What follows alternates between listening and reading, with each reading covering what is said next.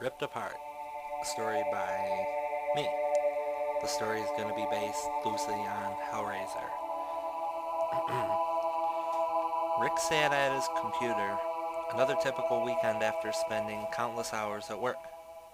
He had a typically stressful day as usual, and little did Rick know that within the next week, his stressful weekend would soon become his worst nightmare, because little did he know this was going to be the last week he would ever walk on this earth. Rick was typically the type of individual who was obsessed with horror movies, Hellraiser in particular. Rick had seen them all several. Tonight, he sits at his computer he sits on his computer skimming through the internet. He logs on to ebay.com, looking for an item he could add to his Hellraiser collection. Rick skims down the search page and finds what he is looking for. It appears to be a movable lament configuration puzzle box prop that was used in the movie. He looks down at the seller. How original. The username is named Unknown with the numbers 666 at the end of it. Rick doesn't think anything about this because there are several eBay users who are lazy enough not to even put in a username or cannot think of one. There are no bids on this item and it is priced for 99 cents. Rick is immediately filled with enthusiasm. He immediately bids on the item with his heart pounding. An hour later, with excitement filling his heart, Rick logs back onto eBay and looks at the item and sees that he has won. Rick quickly goes to PayPal and purchases the item. I can't believe I got lucky that nobody bid on this, Rick thinks. A week later, Rick comes home from work and finds the package sitting on his doorstep. Rick carefully examines the package and notices that there is no return address. Rick frowns and quickly hurries inside. He tears open the box and lifts up the lament configuration prop out of the package. He cannot believe it and he cannot wait to try and play with it. Later on during that evening, Rick is sitting in his living room on the couch. He has the couch in his he has the box in his hands. His hands slowly trace over the wooden design of the interior of the cube. His fingers slowly move, and it hits the button on the back side of it. The top side lifts slowly. Lights in his room and his living room begin to flicker. Damn power's messing up again, Rick thinks. He continues trying to open it and rubs the design on the top portion.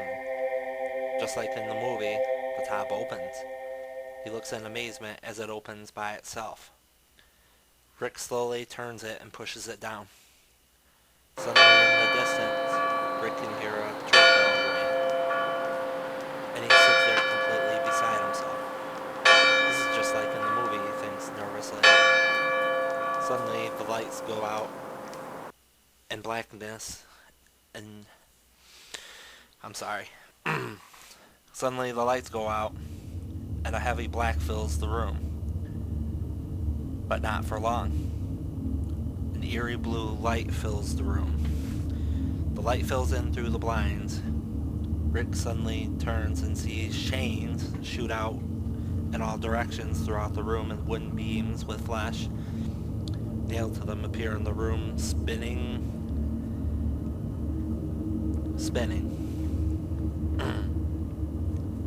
This has got to be a dream. This isn't real, Rick utters in fear. The walls of his living room begin to heal and crack, and in the light, Rick sees three figures appear out of nowhere and begin to approach him. Welcome, Rick, one of the strange figures utters. Rick sees it, and it is none other than Pinhead, staring down at him. You're not real, Rick stammers. Oh, I'm afraid we are, Rick.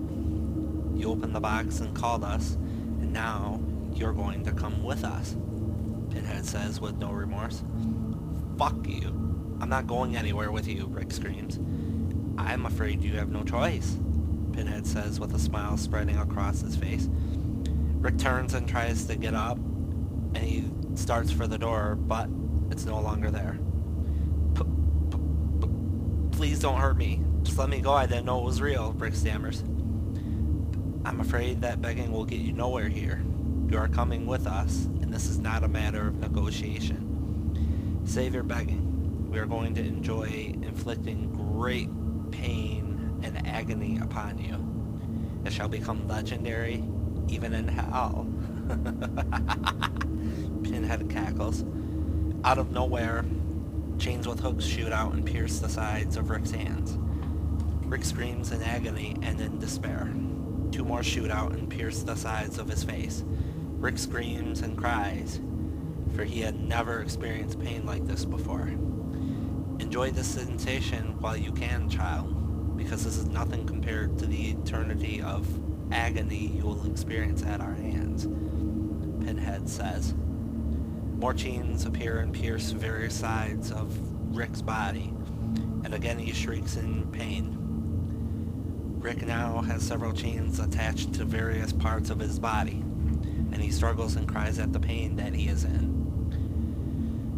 The chains begin to pull and tug at Rick's flesh, and more pain sears through him. His face begins to pull with the chains.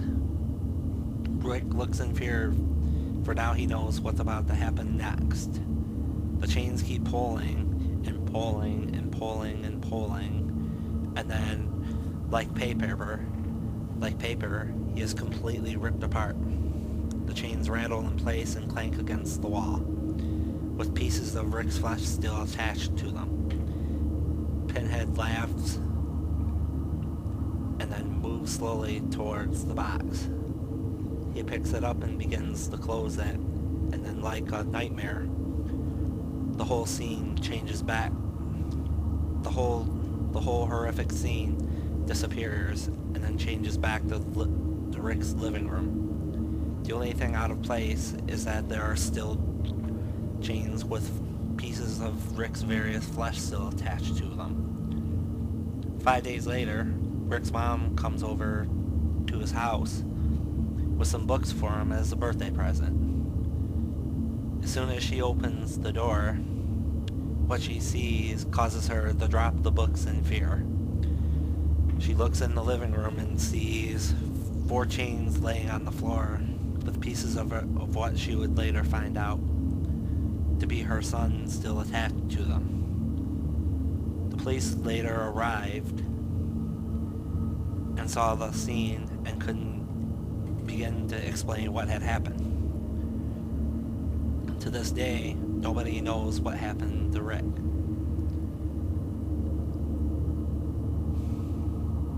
Well, that's it. Hope you guys liked the story. Go ahead and leave a like. Have a good one.